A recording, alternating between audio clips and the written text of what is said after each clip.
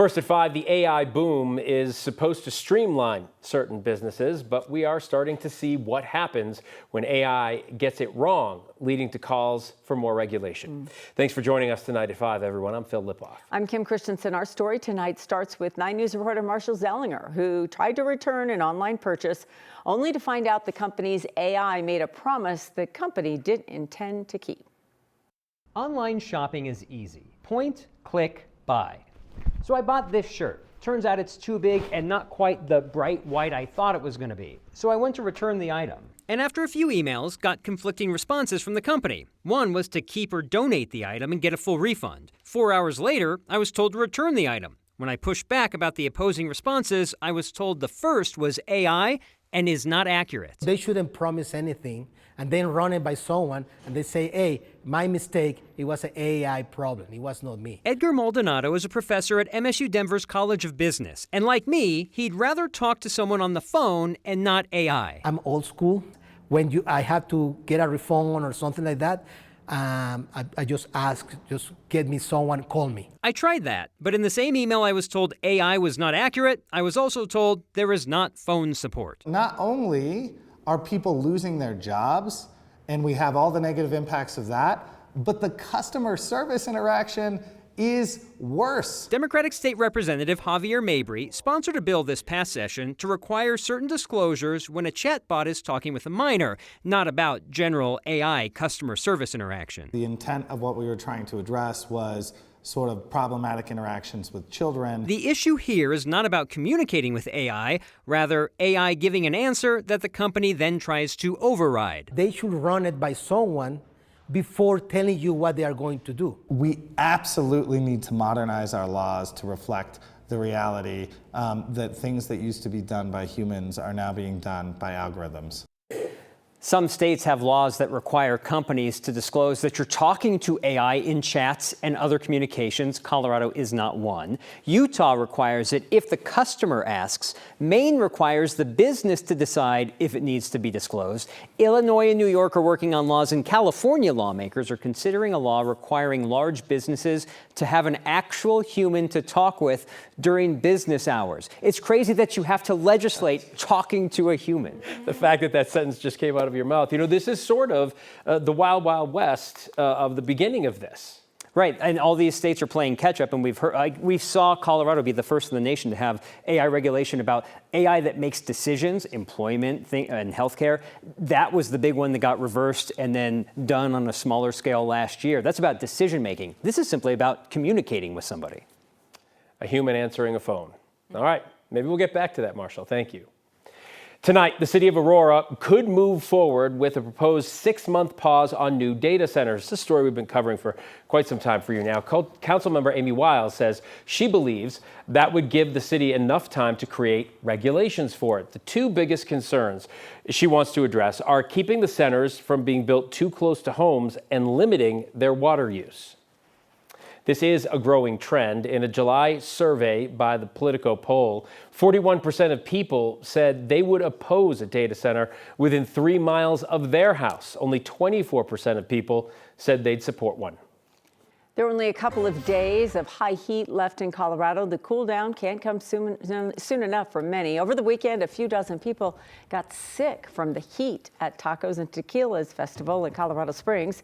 They're expected to be okay, but Kathy, how many more 90-degree days are we looking at? I can't even imagine being outside all day in a festival. Yeah. Tacos and tequila? With a little booze in your body. Maybe for tacos and tequila, I would do that. I don't know.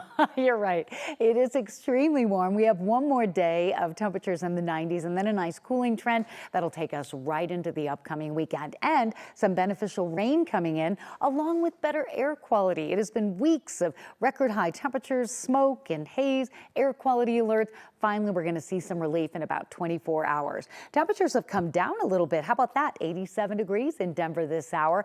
Triple digits in southeastern Colorado, where heat advisory remains in effect tonight through the day tomorrow. Colorado Springs, Pueblo, out to the southeastern corner of the state. A little more smoke to deal with, and then in comes the better air, less smoke and haze as we get into Wednesday. But for now, air quality alert back in effect for Denver and the Front Range through tomorrow. Outside right now, now, we are tracking a couple of high-base storms coming off the foothills. Severe thunderstorm watch for extreme eastern Colorado until 11 o'clock tonight. We're seeing some thunderstorm wind gusts there over 50 miles per hour. The potential for lightning and the showers not holding together as they're coming off the foothills into the city. And we are going to see some good rain coming up in just a few days, but we're really watching those burn scar areas closely. Scattered light showers today, but heavy showers could mean flash flooding. I'll have more on this and your extended forecast coming up. Kathy, thank you. We've got some breaking news in from Longmont to bring to you right now. Police say an officer shot someone just before 3 o'clock this evening. It happened in the southern edge of town, a neighborhood near 95th and Plateau Road. Longmont police say they were responding to a disturbance. No more details there, just disturbance. We're told shots were fired within 10 minutes of officers arriving at that scene.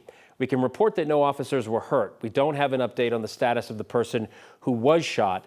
The area obviously shut down so police can investigate. They say it's not clear when those roads will reopen. We have a crew on our way to that scene, and we're going to post updated information on the 9 News app just as soon as we get it back into the newsroom. I-70 was closed at the tunnels just before noon after a crash involving a Colorado State trooper. It's back open now. State Patrol says the trooper was parked on the shoulder trying to cut across traffic with his lights on to respond to another crash and got hit by the driver of a Subaru Forester. The trooper was airlifted. He's expected to survive. The elderly couple in the Subaru is being treated for their injuries as well. Aurora police are leading the investigation into an early morning road rage shooting. It happened on 225 near East Colfax about 1:45 a.m. A man went to the hospital. He's expected to survive. There's no more information available about the suspect. If you were in that area this morning, though, Aurora police would love if you'd give them a call. This morning, a driver accused of running down a motorcyclist made his first appearance in court. 40-year-old Nathan Eastman, who you see there, is accused of rear-ending a motorcycle rider on Saturday night, causing that rider to crash. We have some new video of this crash into the newsroom just within the last 30 or so minutes. We've got this. Eastman is reportedly driving the car. You can see the motorcycle and the car driving aggressively near each other. We pause it here just before the moment the car hits the bike. The victim, who is not being publicly identified, was pronounced dead at the hospital. Eastman faces charges of vehicular homicide and leaving an accident involving death. Aurora police say a man was found dead in the middle of the street this morning. They believe he was hit by a car. It happened at 16th and Fulton. A couple of blocks from Colfax and Havana, the man was pronounced dead on scene. At this point, Aurora police have not released any information about a car that may have been involved. Today, the president signed an executive order to split the MMR vaccine into 3 separate vaccines, one for measles, one for mumps, and one for rubella. Speaking to reporters today, he signed the executive order.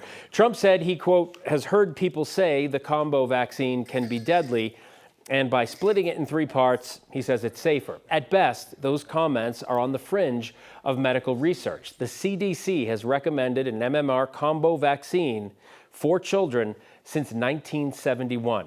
And Colorado may not be impacted by this change because earlier this year, state leaders passed House Bill 1027, which says Colorado may consider a wide range of recommendations before issuing its own vaccine guidance. At the time, lawmakers told us they want to make sure Colorado is a safe place for everyone. New details on a firefighter injured during a training exercise late last month. West Metro Fire Rescue says Jared Leonard has been moved out of the hospital and into a neurological rehabilitation facility to continue his recovery. Leonard was seriously hurt after he fell nearly 50 feet during a training demonstration July 29th. He's been in the hospital ever since. West Metro says his road to recovery will be long, but this move is a positive step forward.